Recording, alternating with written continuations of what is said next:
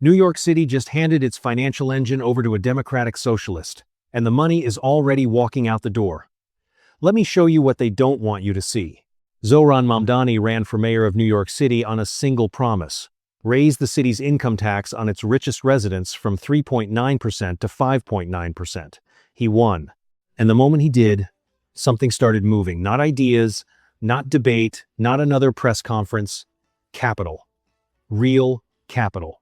Hundreds of billions of dollars worth of it, quietly loading up and heading south. Combined with the state income tax, which runs at 10.9% for top earners, the Mamdani increase would cement New York City's position as having the highest taxes on top earners in the entire country. Think about that.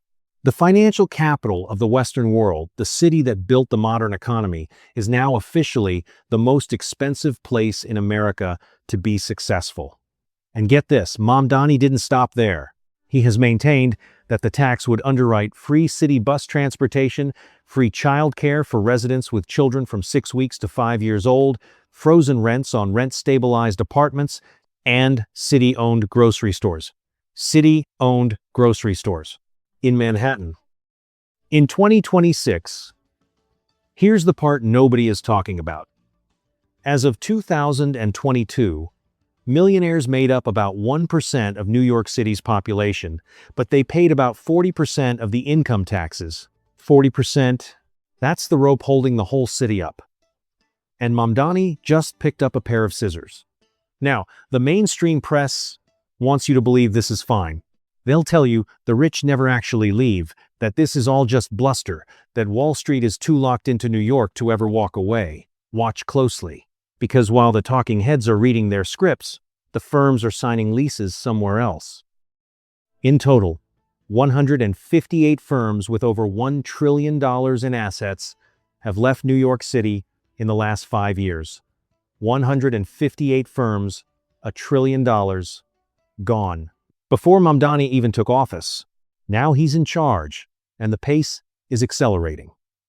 The first major firm to go was AllianceBernstein, an asset manager, which built a brand new headquarters in Nashville. Not a satellite office, a brand new headquarters. They packed up and moved to Tennessee. Then the dominoes started falling faster.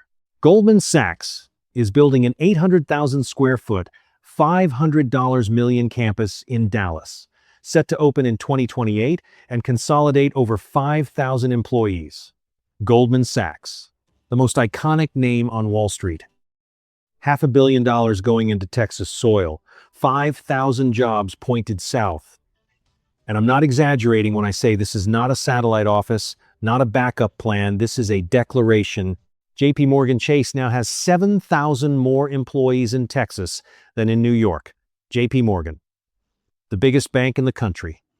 More people in Texas than in the city the bank is supposedly headquartered in. But wait until you hear what happens next. Private equity giant Apollo Global Management, headquartered in Manhattan, has decided to open a new business hub internally dubbed its second headquarters in either Florida or Texas. The new outpost could eventually become home to as many as 1,000 employees over time, in line with Apollo's current headcount in New York. Apollo manages nearly $1 trillion in assets. And they just told their own employees, New York is no longer where we're growing. The memo to Apollo employees read that the firm plans to establish a second headquarters in either Texas or South Florida alongside New York City. The decision, the firm said, is driven by the talent they want to hire and the firm they want to become. Here's where it gets crazy. Data indicates a broader migration of capital from high-tax jurisdictions, with New York and California each losing an estimated $1 trillion in assets under management between 2020 and early 2023. That's before the Mamdani era even began. The bleeding started under the last round of progressive policy. Mamdani just ripped the bandage off and poured salt in the wound. And Ken Griffin, the billionaire founder of Citadel, one of the most powerful hedge funds on earth, announced at the recently concluded Milken Conference in California that he is reconsidering his firm's planned expansion in New York. He may instead simply double down on Miami. Griffin's firm and its employees, according to reporting, have paid nearly $2.3 billion in city and state taxes over the last 5 years. That's not a rounding error. That's a hospital system. That's a decade of school budgets. And Mamdani's response? Mamdani singled out billionaire financier Ken Griffin in a video, exclaiming the $238 million price tag of his penthouse and putting the building on camera. He went to Griffin's building and filmed it like a target. You can't make this up. This is the part nobody is talking about. New York City Mayor Zohran Mamdani says the city's wealthiest residents must pay more in taxes to help close a looming budget deficit that tops $12 billion. $12 billion. City Comptroller Mark Levine says the new mayor faces a budget shortfall projected to total $12.6 billion over the next 2 fiscal years, a $2.2 billion deficit for fiscal 2026, and a $10.4 billion gap in fiscal 2027. So the city is already $12.6 billion in the hole before any firm actually finishes its move south. Now imagine what those numbers look like when Goldman's 5,000 employees stop filing New York tax returns. When Apollo's future hires sign leases in Austin instead of the Upper West Side. When the 158 firms that already left are followed by 50 more. If a significant portion of the financial industry leaves, along with its tax base, and Mamdani increases spending as he says he will, it is almost certain that the city will go bankrupt, as it nearly did before. Nearly did before, that's a reference to the 1970s, when New York City literally ran out of money and had to be bailed out by the federal government. They are walking the same road right now, except this time the cliff is higher and there is no safety net below. Meanwhile, look what's happening on the other side of the map. Data compiled by a leading New York City business group found that Texas already had 519,000 financial sector employees in 2024. Surpassing the 507,000 financial services workers across the entire state of New York. Texas has constitutionally banned financial transaction taxes and created specialized business courts, both moves specifically designed to attract capital from traditional coastal commercial centers. Texas didn't stumble into this. Texas built it, brick by brick, law by law. While New York was busy writing new taxes, Texas was writing new courtrooms designed specifically to handle the kind of complex financial disputes Wall Street deals with every day. The mayor of Dallas put it plainly, now New York has a mayor who is openly hostile towards the business community and is pushing for higher taxes on job creators. As a result, I predict an avalanche of Wall Street firms moving to Dallas. An avalanche. Not a trickle.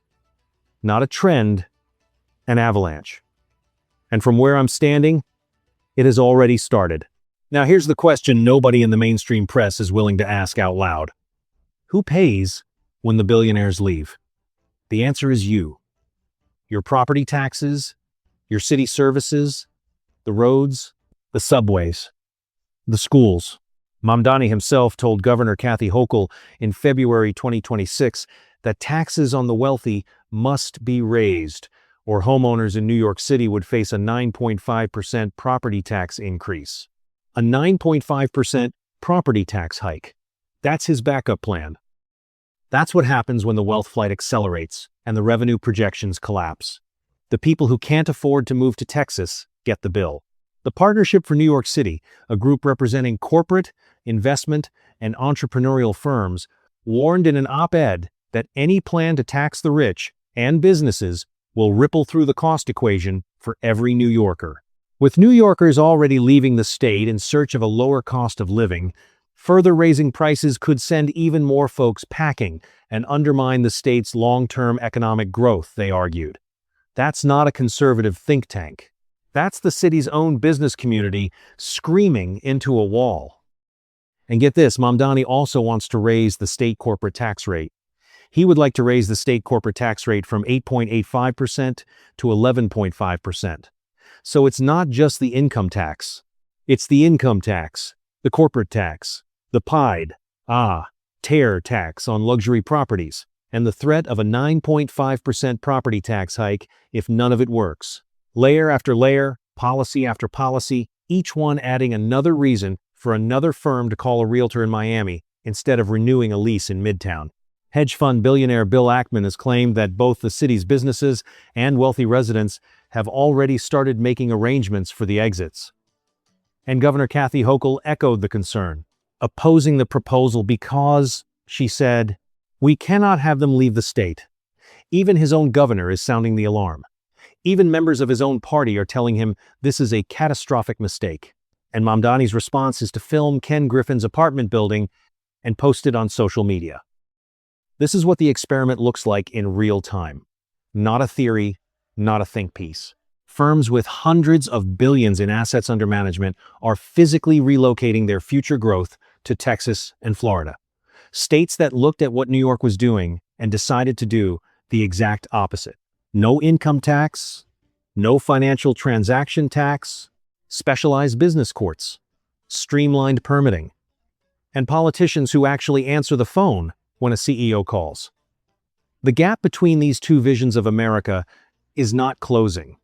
It is widening every single quarter. And the people left behind in New York are not the billionaires they're already gone or packing.